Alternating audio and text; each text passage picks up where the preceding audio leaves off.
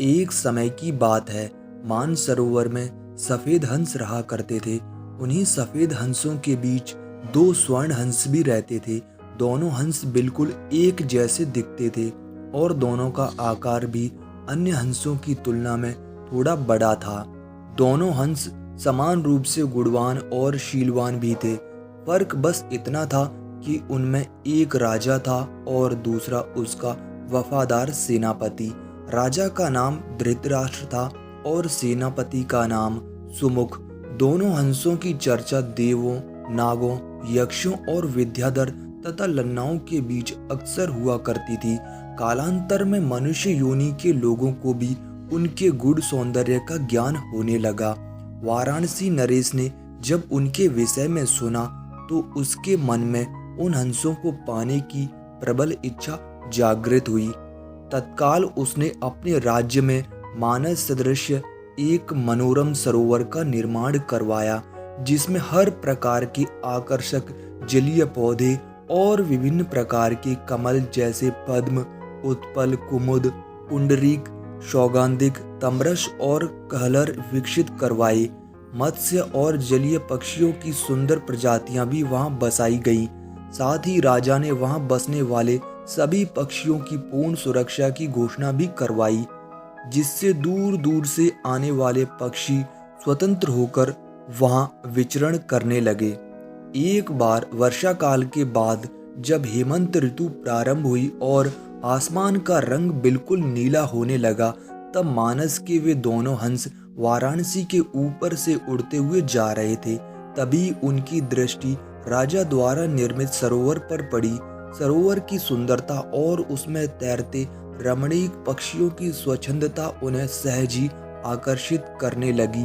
तत्काल वे नीचे उतर आए और महीनों तक वहां की सुरक्षा, सुंदरता और आजादी का आनंद लेते रहे। आखिरकार वर्षा ऋतु के आरंभ होने से पूर्व वे फिर से मानस को प्रस्थान कर गए।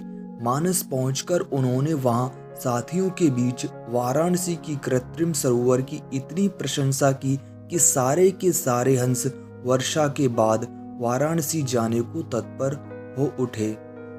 हंसों के राजा युधिष्ठिर और उनके सेनापति सुमुख ने अन्य हंसों की इस योजना को समुचित नहीं माना। युधिष्ठिर ने उनके प्रस्ताव का अनुमोदन न करते हुए यह कहा कि पक्षी और जानवरों की एक प्रवृत्ति होती है कि वे अपनी संवेदनाओं को अपनी चीखों से प्रकट करते हैं, किंतु जंतु जो कहलाता है मानव बड़ी चतुराई से करता है अपनी भंगिमाओं को प्रस्तुत, जो होता है उनके भावों के ठीक विपरीत। फिर भी कुछ दिनों के बाद हंसराज को हंसों की जिद के आगे झुकना पड़ा और वह वर्षा ऋतु के बाद मानस के समस्त हंसों के साथ वाराणसी को प्रस्थान कर गया। जब मानस के हंसों का आगमन वाराणसी के सरोवर में हुआ और राजा को इसकी सूचना मिली, तो उसने अपने एक निषाद को उन दो विशिष्ट हंसों को पकड़ने के लिए नियुक्त किया।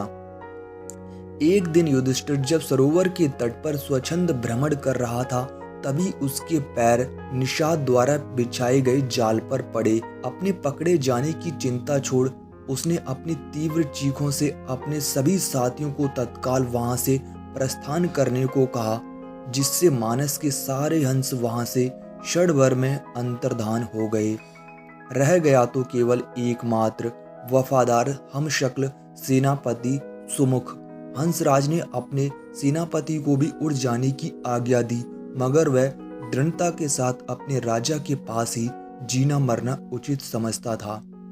निषाद जब उन हंसों के करीब पहुंचा तो वह आश्चर्यचकित रह गया, क्योंकि पकड़ा तो उसने एक ही हंस था, फिर भी दूसरा उसके पास सामने निर्भीक खड़ा था। निषाद ने जब दूसरे हंस से उसका कारण पूछा तो वह भी चकित हो गया, क्योंकि दूसरे हंस ने उसे यह बताया कि उसके जीवन से बढ़कर उसकी वफादारी और स्वामी भक्ति है। एक पक्षी के मुख से ऐसी बात सुनकर निषाद का हृदय परिवर्तन हो गया। वह एक मानव था, किंतु मानव धर्म के लिए वफादार नहीं था। उसने हिंसा का मार्ग अपनाया था। शीघ्र ही उस निषाद ने उन दोनों हंसों को आजाद कर दिया।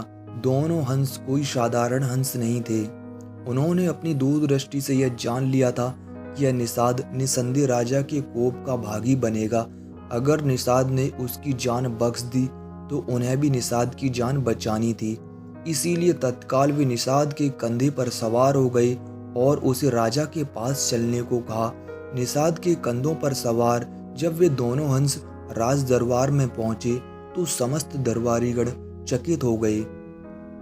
जिन हंसों को पकड़ने के लिए राजा ने इतना प्रयत्न किया था वे स्वयं ही उसके पास आ गए थे। विस्मित राजा ने जब उनकी कहानी सुनी तो उसने तत्काल ही निषाद को राजदंड से मुक्त कर पुरस्कृत किया।